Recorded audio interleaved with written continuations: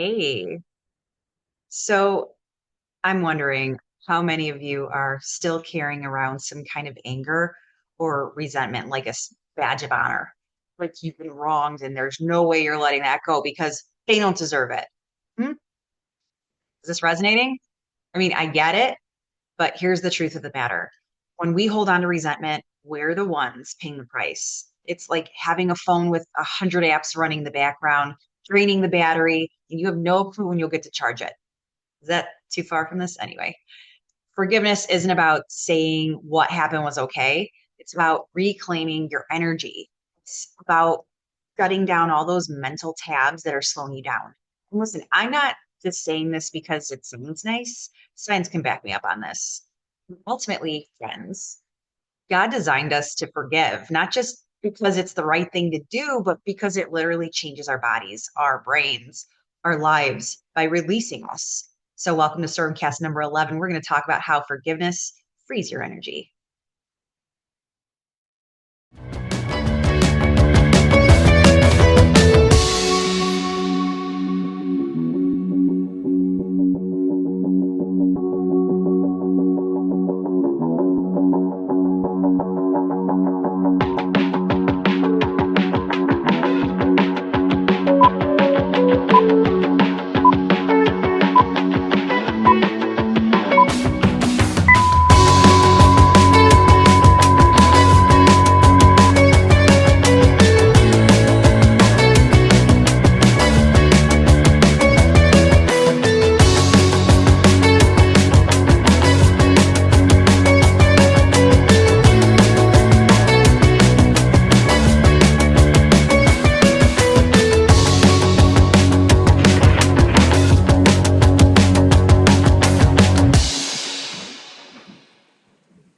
I want to talk about science of forgiveness and why it's a biohack for your brain and body. So, forgiveness lowers stress and inflammation. When we hold on to resentment, our body literally shifts into fight or flight mode. And that means your cortisol spikes and your immune system takes a hit, and then inflammation goes up, right? So, if you know anything about inflammation, you know that it's the root of so many things from brain fog all the way to heart disease. So, studies have shown that people who practice forgiveness have significantly lower cortisol levels, which means that they experience less chronic stress and overall are healthier. So, yeah, wow. Just take a second to really think about that. Just by choosing to let something go, you can literally lower your risk of disease. Amazing stuff, right? Choosing forgiveness can rewire your brain for peace. Yep. Stanford researchers, they found that when we forget, we actually activate the prefrontal cortex, the part of the brain responsible for rational thinking. So emotional regulation, problem solving. At the same time, forgiveness quiets your amygdala, which is responsible for your fear and stress response. Super cool. So again, we're activating the rational thinking and deactivating fear and stress. Perfect. So forgiveness isn't just a fluffy idea. It physically changes how our brains function. The more that we practice it, the easier it becomes to respond with clarity instead of reactivity. Love it. What's next? Okay. Well, it improves your sleep and your energy levels. Do you ever notice how it's exhausting to hold a grudge? Yeah, because it's your nervous system's, you're constantly on high alert. Okay. So, I mean, talk about a burden. Unforgiveness keeps you in a state of hypervigilance, and that disrupts your sleep and it drains your vital energy. But the moment that you forgive, I mean, like genuinely forgive, your body can finally sit back and relax. Isn't that nice? So, another thing is your digestion improves. That's interesting, isn't it? So, you also wake up feeling refreshed instead of emotionally weighed down. And this isn't surface level stuff, guys and gals. Okay. Stop and really think about what I'm saying. This is a big deal. So, okay, we're going to shift gears real quick. Let's talk a little bit about the human side and why forgiveness feels so good. Okay. So, I'll paint a picture. You're carrying emotional weight that you don't need. Like you're carrying a 50-pound backpack everywhere you go, filled with rocks. It's exhausting. Okay. That's exactly what unforgiveness does. it weighs you down and it keeps you stuck in an emotional rut. It steals your joy. So the moment that you set it down, you feel lighter. You're not excusing what happened, but you're choosing not to carry it anymore. And that's power. Just got to choose to use it. This is how forgiveness gives you control back. Okay. When you refuse to forgive, you're allowing the person who hurt you to take up space in your mind rent free.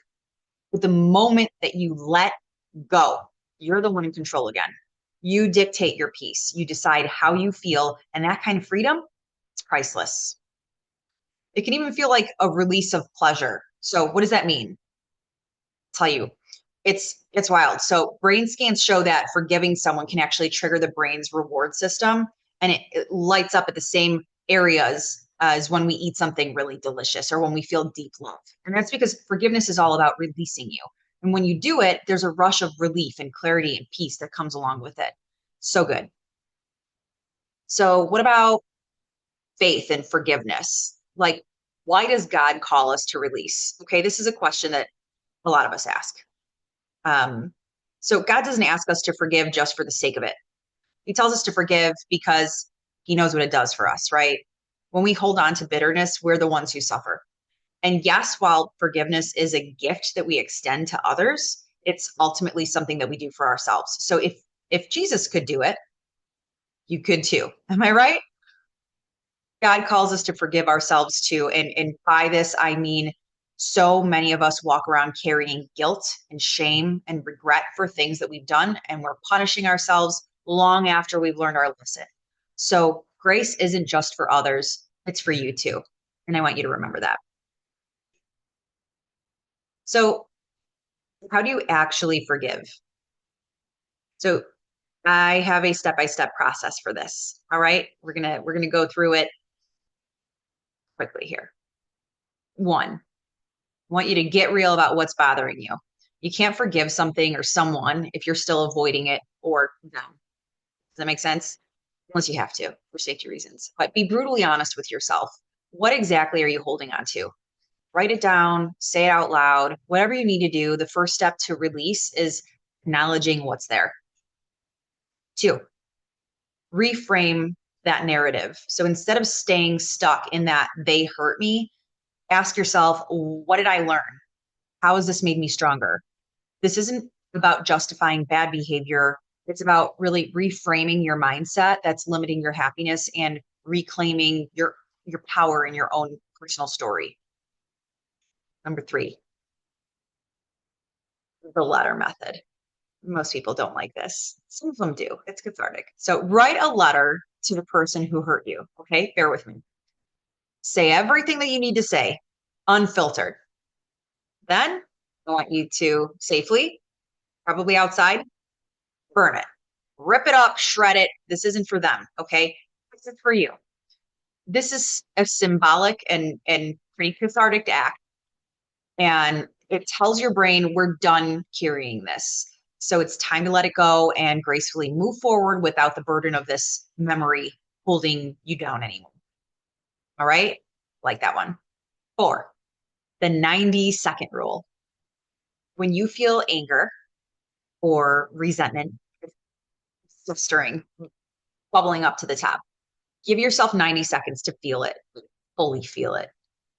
Let it run through you and then decide, do you want to keep carrying this?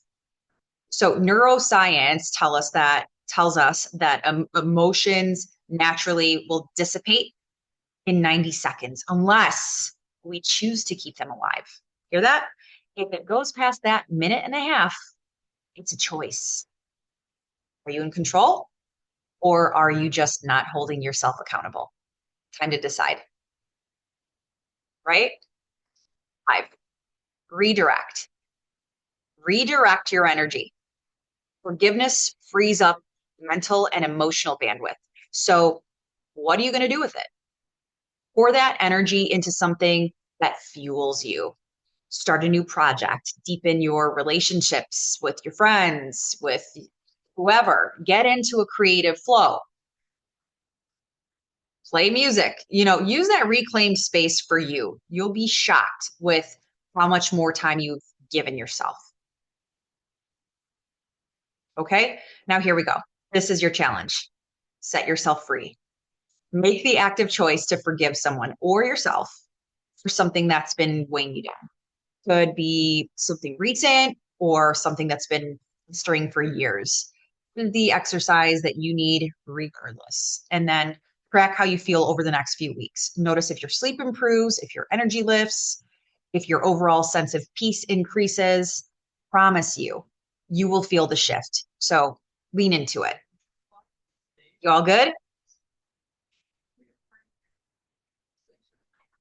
Yep. Well, this has been fun.